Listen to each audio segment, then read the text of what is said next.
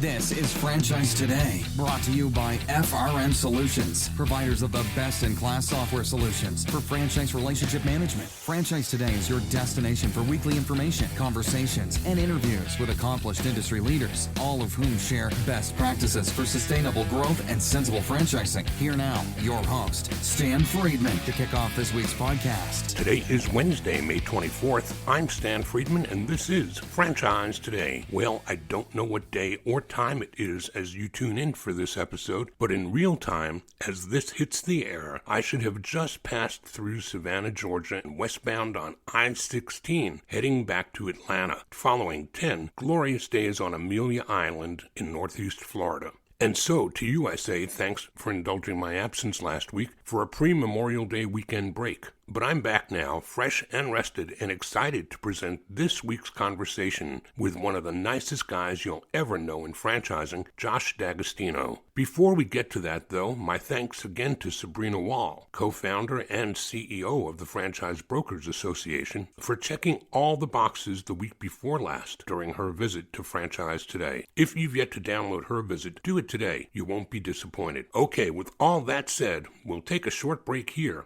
And when I return, I'll introduce you to Josh D'Agostino, President and CEO at Mighty Auto Parts. Don't go away. Franchise Today will be right back, but first, a word from our sponsors.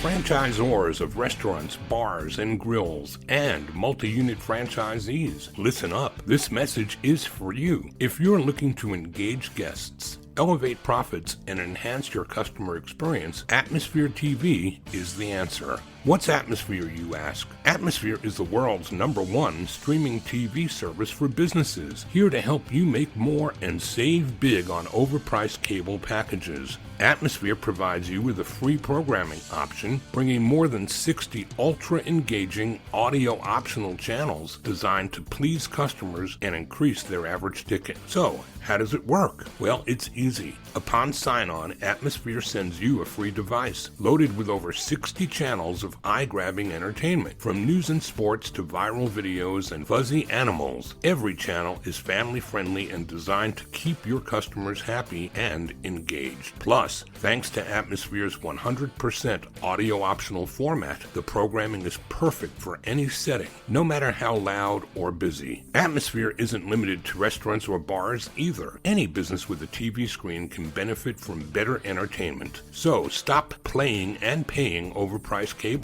Go with free TV instead. Chiropractors, doctors, dentists, auto shops, anyone with TV in their waiting rooms can jump on this amazing offer. Just go to atmosphere.tv/sign-up and use the code FRANCHISE, and Atmosphere will waive the usual one-time $99 activation fee for your free-to-stream device. Visit Atmosphere online at atmosphere.tv, and remember, use the code FRANCHISE to waive your one-time activation fee. Visit atmosphere.tv to elevate your franchise's entertainment experience today.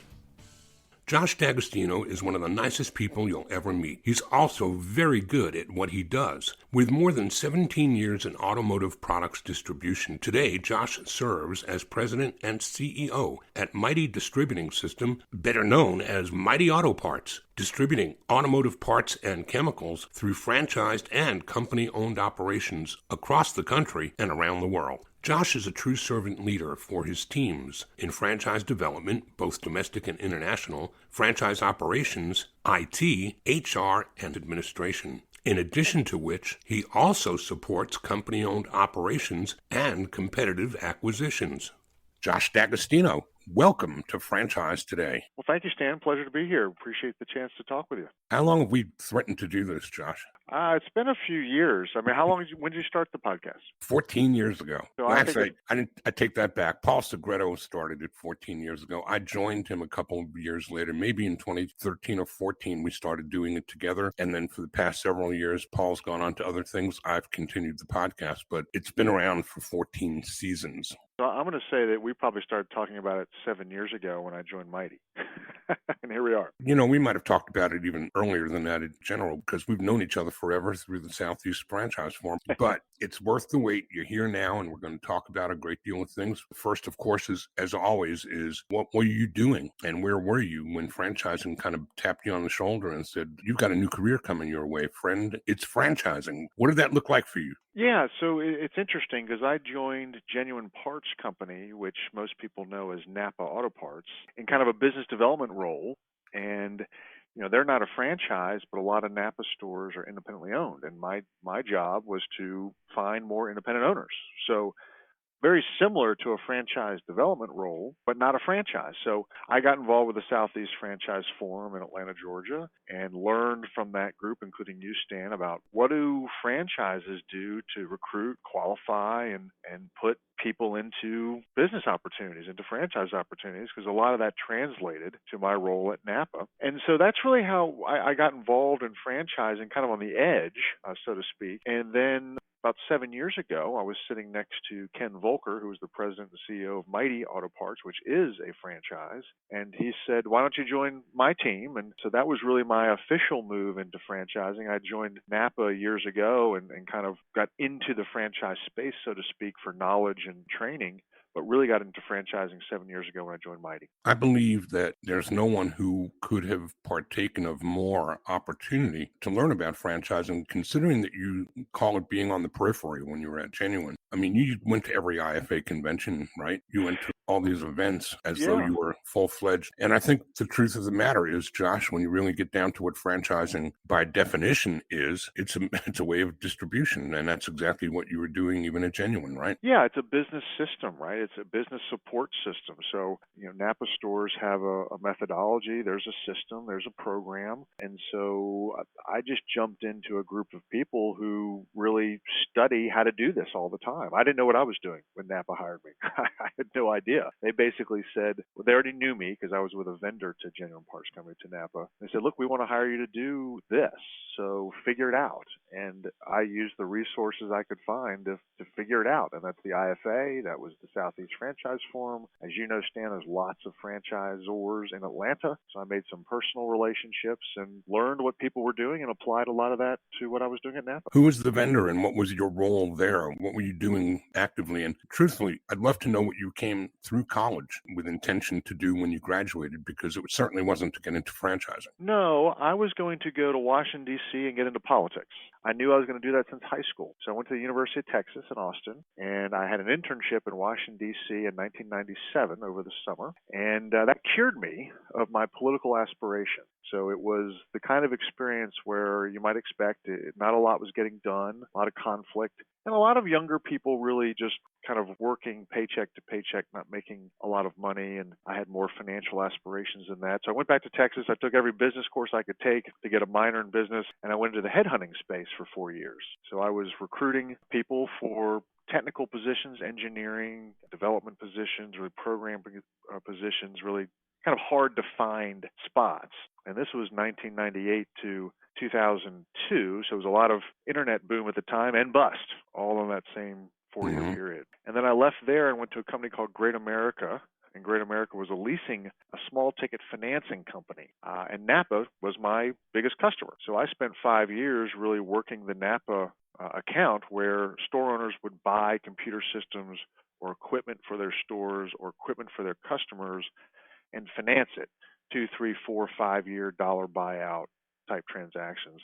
And that's what Great America specialized in: automotive, healthcare, different areas. But I was on the automotive side, and Napa was where I spent 90% of my day working that account. I can remember back in the day when my Blimpie days, where so many franchisees that joined us financed their franchise agreements through the equipment that they leased. And the equipment leasing companies would roll the franchise fee up into the package and help the franchise prospect pay off the franchise tied in with the equipment. Was that something similar to what you guys would do? So because Napa's not a franchise, there wasn't a franchise fee, but there were kind of inventory needs, or there would have been all types of equipment needs. There were some soft costs, as they would call it, in the leasing space that could get rolled into the lease so long as the majority of the funds were for a hard asset. Pretty similar. Sounds like the same program, just same church, different pew. Yeah, similar concept, similar concept. So, and Great America's a fantastic company, really great place to work. And I worked on the Napa account. I also had the Goodyear account. Goodyear was a big customer, and that's where I spent a lot of my time. We grew the Napa account tremendously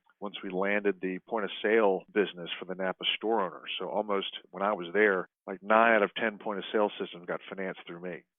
Well, it's a big book of business. It turned out to be. It sure did. So let's talk about when you arrived at Mighty. What was it that drew you to Mighty, and the role that you played when you got there has enhanced some since you've been there. Let's talk about the early days first and walk us through those years to the role of president and CEO. You know, I was fortunate to sit next to Ken Volker at the Franchise Leadership and Development Conference. I think it was October of 2015, I believe. And he and I had met, but really didn't know each other. But we chatted a little bit there at the conference, and he reached out to me and said that his vice president of franchise development was retiring, and he was looking for someone to replace him. And that by itself wasn't enough for me. I had a pretty broad role going at Genuine Parts Company, having had been there about 9 years. My role had broadened a lot. And to Ken's credit, he called me the next day after our lunch and said, well, what about franchise development, franchise operations, taking over our 5 company operations and establishing an acquisition practice? And that was quite intriguing. And the reason I really left, I always call it the womb of Genuine Parts Company, this publicly traded huge company that does very, very well for a much smaller organization, was for the opportunities that come with a smaller organization. It's more entrepreneurial, the ability to be involved in the strategic direction of an entire company versus kind of a business unit or initiative at Genuine Parts Company, and really the chance to enhance my career without relocating. Staying in Atlanta, that was important to us. I'm married, I have children. We didn't want to pack up and move. And a lot of people who got the very strategic and large positions at Genuine Parts Company relocated a lot, and that can be painful if it's not done right. Totally agree, and I completely understand that. So talk about Mighty as compared to Genuine. What was different about the model other than the fact that distribution at Genuine, but not quite a franchise? Mighty Auto Parts is a franchise. What does that franchise look like? What does the business model entail? Is it retail like Napa, or is it different? Yeah, so a lot of differences are scale. I mean, Napa has 6,000 stores. Every 5 miles, there's a Napa store. They do retail business as well as they're majority wholesale, but they do a fair amount of retail business. They're an extremely well-known brand, high 90 percentile brand recognition. And Mighty's very different. We have 100 franchise locations in the U.S. We're 100% wholesale. We have no retail whatsoever. We have much larger distribution areas for our franchise locations versus an traditional auto parts store. The scale is a lot different. That was a big thing. Wholesale versus retail is a lot different. That was a big thing as well. You're at a brand that people don't know. People don't know the Mighty name. It's not a household name like Napa. It's not a brand that most people know. It's not a brand that even in the automotive space is extremely well known. It has to be explained. It has to be validated. It has to be expressed to a customer or to a client or to whomever, who we are. We have to tell that story. So that was different for me. It was a smaller entity. It is a franchise, so there's things that you can and can't do as a franchisor that you have to know. And then, of course, just focused on wholesale and brand recognition. Those are big differences. So when you talk about you have to tell the story to help people understand who you are. I bring my car to get serviced at a Tires Plus or a Goodyear or wherever it goes, and they pick up the phone and they call for parts. Are they calling Napa or are they calling Mighty, and why? It's a great question. So it depends on what they need. So, for example, Napa, Advance, AutoZone, O'Reilly, probably the household names that most people know in auto parts, their primary focus is on what they call hot shot, on delivering products. So if you bring your car to a professional repair shop and they don't have it on the shelf, they call one of those folks and it comes in 30 to 45 minutes and they complete the repair. That's typically how that works. For a lot of repairs, particularly when it's a starter, an alternator, engine work, things that require a bit more time. Where we specialize, Stan, is on inventory stocking. So we're not a hotshot deliver. People don't really call us and say, I need this now. That's not how we do business. What we do is we go into all these shops every week and we replenish what they typically stock: filters, batteries, some brake products, belts and hoses, chemicals, lubricants, tire repair, things that they're using all the time, every day, high turning, high volume inventory products. That's what we sell, what we call preventive maintenance products. Things that wear out, not things that break, if that makes any sense. I can liken it in my mind's eye to a detailer that has a bread route and stocks Publix and Kroger and just comes in every week and fills in the blanks. That's a really great example. That's exactly right. I use Coca-Cola being here in Atlanta, right? When you go to the grocery store, the Coca-Cola person comes in, pulls their product forward, replenishes the stock, makes sure it looks good, clean, visible. We do that for our customers. We go into their back room and stock their shelves, make sure they're replenished properly, make sure they have just enough inventory to last the week, not too much, not too little. We help manage obsolescence. We pull product off the shelf that doesn't sell. We put new product on the shelf that should start to sell because of a new vehicle hitting the market or what have you. So it's exactly right. It's delivering the bread every week. We're delivering automotive products every week that people constantly use every single day. And it complements what the Napas, the AutoZones, the Advances, and the O'Reillys do. They're really great at quick delivery, hot shot business. We're really great at stocking, weekly stocking of products. So it complements each other. Makes perfect sense.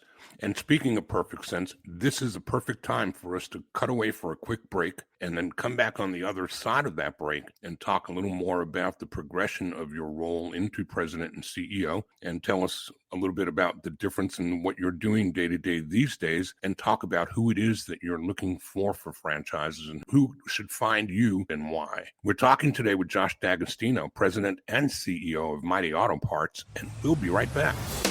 Franchise Today will be right back, but first, a word from our sponsors. We are all familiar with Vistage, YPO, and EO. Well, now comes Zor Forum, a somewhat similar type of executive group, but this one comes with a twist. Zor Forum groups are exclusively for franchisors. Imagine a peer group for sharing and networking on a platform built exclusively for franchise executives. Zor Forum members are afforded unparalleled access to best practices and some of the brightest minds within the franchising world through regular meetings and a dedicated communications platform. In this post-COVID world, a franchise-specific mastermind or peer group is an endeavor worth making time for. Zor Forum groups of 6 to 10 will bring leaders together that are in similar situations, but with exclusivity in terms of their competitive sets, so that each can openly help others benefit from their respective knowledge, perspective, and experience with no fear of competitive loss. Network, learn, strategize, and remain motivated along your journey. Join a peer group, not just any peer group. Join the only one designed for emerging franchisors. Join Zor Forum. Learn more at zorforum.com. That's www.zorforum.com.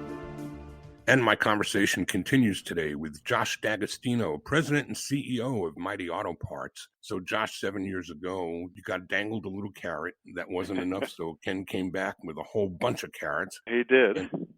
And you assumed a role then that included a lot more than development, but he gave you ops and all things franchising. What kind of a timeline over the past few years have you been on to advance your role and to actually become president and CEO? Now, Ken disputes this. Ken claims that he and I discussed me serving as a succession plan for him when he was interviewing me, and that's not true. That's not my recollection at all. My recollection is that he first mentioned that to me probably about 4 years ago.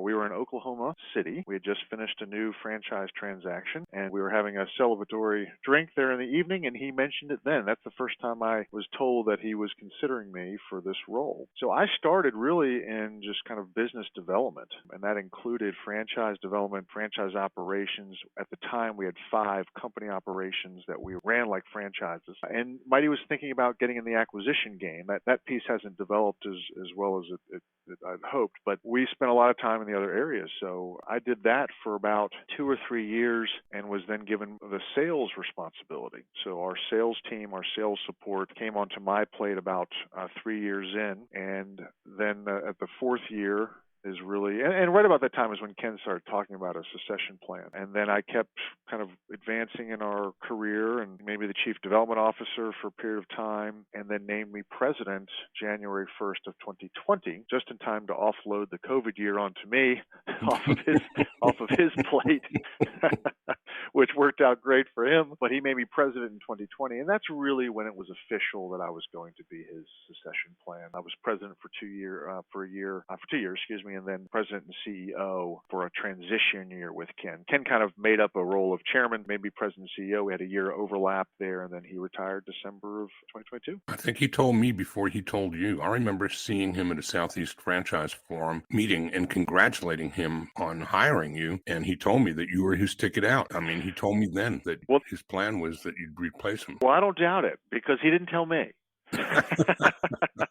He didn't tell me. He claims he did. I do not agree. I really recall when he first brought that up. I mean, that's a big deal, right? I was completely honored and incredibly flattered, and I did not think that joining Mighty would lead to this role. That was never in my mind. What was in my mind is come in and do a good job with what was being offered, and things will develop from there. But it was never really in my mind of I'm going to take Ken's job, and he never really expressed that to me. That came up about 4 years ago. So I'm glad it worked out. It's an honor, and it really, really, truly is, and it's very flattering to be in this role, to have this kind of, I mean, Ken did a phenomenal job with Mighty. He's been here 35 years.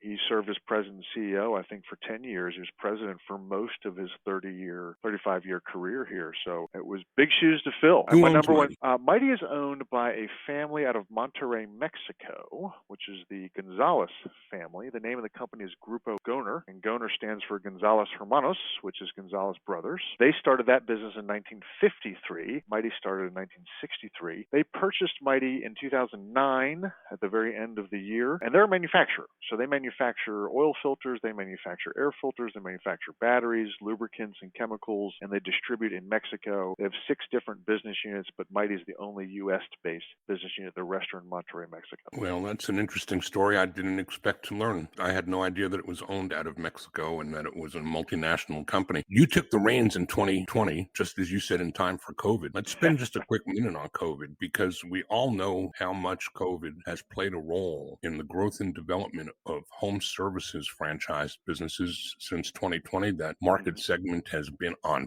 fire. What did it do to the auto parts part of franchising? What did it do to the consumer's attitude toward the automobile? I know used car prices went crazy nuts in COVID, right? And have remained extremely high. They have. It's come down a little bit, but still very high. So how did a business like yours figure into that? Where on that spectrum were you guys in terms of how it impacted your business? Yeah, I always joke about our industry. It's so large and so mature and just so steady that the joke is I'm either going to have a good year or a great year. And rarely do we experience a down year, a tough year in our business. Now, 2020 was one of the first, maybe only 2 down years I've ever had in my automotive career, going back to Genuine Parts Company. One was 2009 during the Great Recession, and then 2020. So what we saw happen in late March of 2020 is everyone started staying home, or a lot of people started staying home. They weren't driving, they weren't traveling, they weren't going on vacation, and our business started to decline in March, and then April, of course, was down, I think,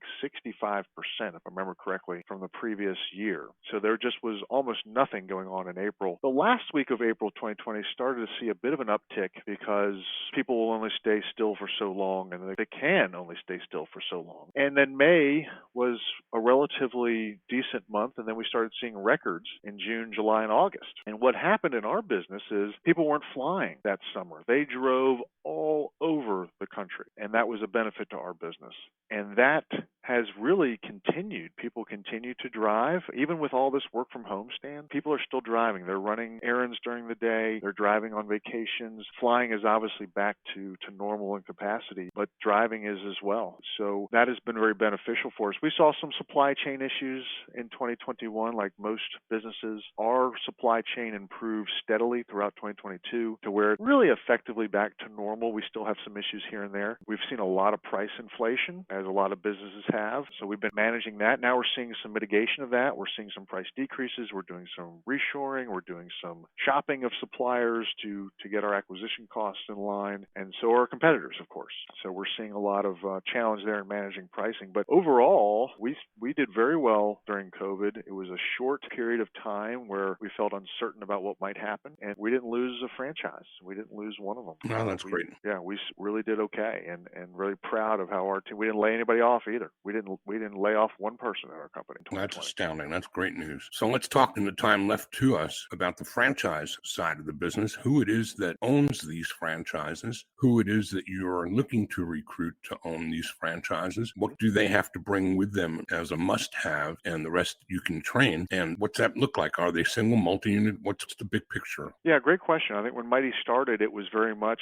a family-owned business. This was typically a husband and wife team, a father-son team, and they worked the business every day. They'd run routes and deliver product and sell product. And over the years, we've transitioned to what we call a strategic franchising model. About 25% of our franchisees are still families, a lot of second generation, even some third generation. We still have those. This is their only business. This is what they do every single day. But we have these strategic partners where we've approached car dealership groups and Jiffy Lube chains and tire dealer groups like Goodyear, independently owned Goodyear chains, and said, why don't you add a Mighty distribution to your current automotive portfolio? You can service yourself. You're buying tons of auto parts from other people. Buy it from yourself, and you can service your community. And that's really been our focus since 1993, is adding strategic partners. So we're looking for new car dealership chains. We're looking for tire dealer chains. We're looking for quick lube chains. We do have some lubricants distributors stand, people who are selling oil to our customers. Well, why not add all these other products that those customers are buying from somebody else? Now you can be a one-stop partner for them. So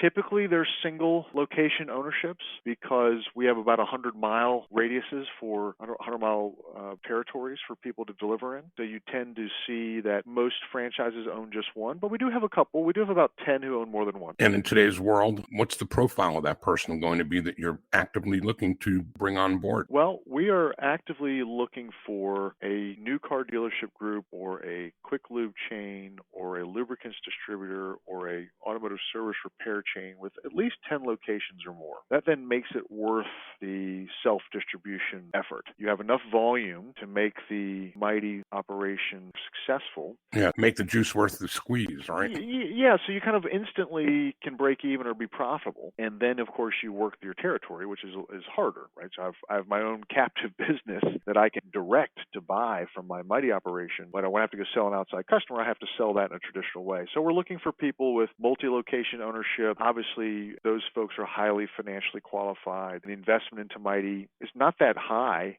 When compared to similar auto parts businesses, about $250,000, about $250,000 to get off the ground. So it's not a barrier to entry. And frankly, the people that we're approaching, their cash and capital is just not an issue. Are they surprised to find you when you discover them? What else are they looking at when you kind of knock on their door and say, hey, have a look at this? So what's happening, I'll use the car dealership space as an example. Vertical integration has been a big discussion in the car dealership space for quite some time. They go to their 20 group meetings, which are best practices meetings with 19 other similar sized car dealership groups, and they share best practices, and they talk about looking at their P&L. Hey, look, I sell new cars, I sell used cars, but where else can I make money on my P&L? Well, I can offer insurance, I can do financing, I can rent cars to people. Oh, look at this. I'm spending millions of dollars on auto parts. Why don't I do that through my own channel? So that was being discussed, and we just got involved in that conversation. We got involved in saying, look, we already do this. We already know how to do this. You don't have to do it by yourself. You can take this system that's already created and kind of monetize that part of your P&L. And because they were discussing it as an organization, as a group, as an industry,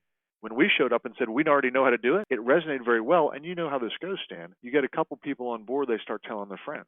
And they go to their 20 group meeting and say, hey, we added a Mighty. This is my best idea, by the way, for the 20 group. We added a Mighty. You guys should consider it. So we start getting inbound phone calls. So it's really lately in the car dealership space has been about all the foundation that we've laid and the partners we brought on board. Now they're calling us because they know somebody who did this and they want to do it. Well, the old adage is nothing succeeds like success. And in any aspect of franchising, there's no better opportunity for validation and for new sales to occur occur as the result of existing franchisee validation. So it seems like that follows suit here pretty well. In listening to what you've described, I mentioned earlier before we began today that I would love to introduce you to a friend of mine at Midas who's been right here in the same hot seat you're sitting in a couple of weeks back. Mm-hmm. When I think about even beyond by what you've described, I think Midas is owned by Sumitomo and by Michelin. So Tire Corporation or TBC.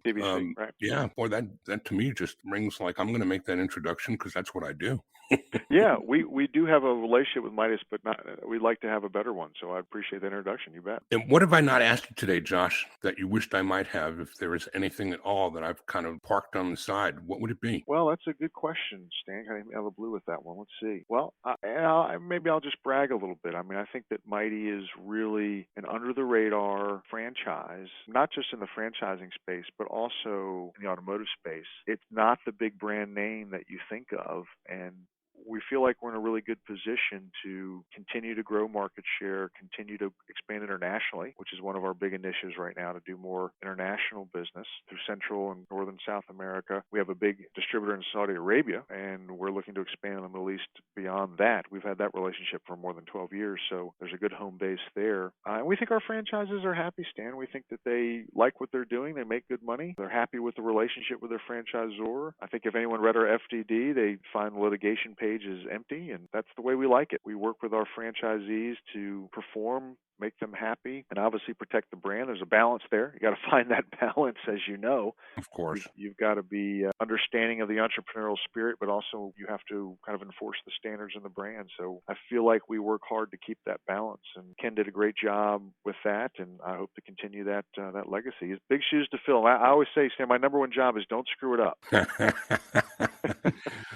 Let me ask you one last question before I allow you the opportunity to share contact info. On the benevolence side and franchising gives back, is there any corporate charity that you guys favor, or is that left to franchisees at the local level? So our franchisees do a lot of things locally, and we participate. They do golf tournaments, and we sponsor them, or we send people to play, and we contribute to different events around the country. But what we do from our home office here is kind of two things. The Atlanta Food Bank, so we run a program with them every kind of February. They told us that during the holiday season, everybody wants to help, and then it gets really quiet in January and February. So we actually support them in February when they seem to need it most, and we do that here out of our home office, out of our franchisor headquarters. And then in the fall, we typically support the Automotive Aftermarket Charitable Foundation, which is in our industry, obviously, and they support people who are going through primarily natural disasters. They're going through fires or floods or tornadoes or hurricanes and need some support. So we do those two charitable things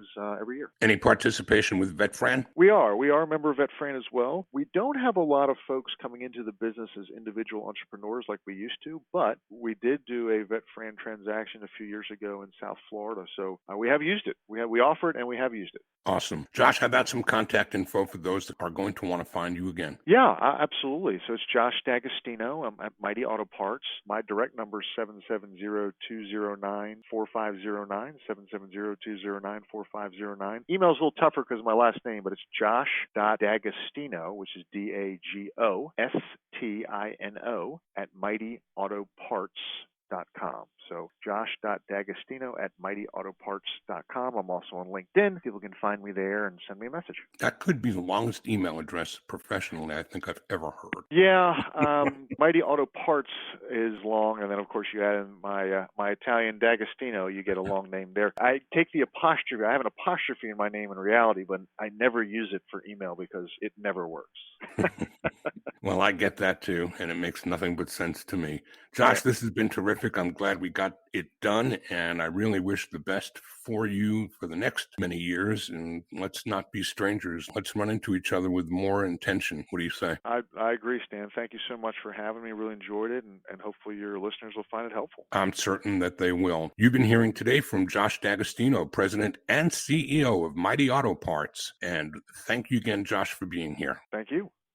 Well, there it is, yet another fantastic conversation heading into the archives. Next week, we'll switch it up a bit when I welcome Dr. Noah St. John to Franchise Today. Chicken Soup author Jack Canfield, Stephen Covey of 7 Habits fame, and the renowned Gary Vee all sing his praises, and Noah is famous for helping to make his clients, ordinary people by the thousands, more money in just 12 weeks than they've made in the past 12 months, while helping them gain 1 to 3 hours per day back from their daily routines. This guy is the real deal, and his system proves it. So, until next week when we hear from Noah and do it all again, I'm Stan Friedman, wishing you the best, the very best of all things franchising, and Franchise Today is out. Franchise Today is a production of FRM Solutions, providing best-in-class CRM tools to empower relationships with prospective and existing franchisees. No excuses, just solutions. Find them online at frmsolutions.com. Join Stan every Wednesday at noon Eastern for another live episode of Franchise Today. Or, as always, download episodes on demand at blogtalkradio.com or iTunes.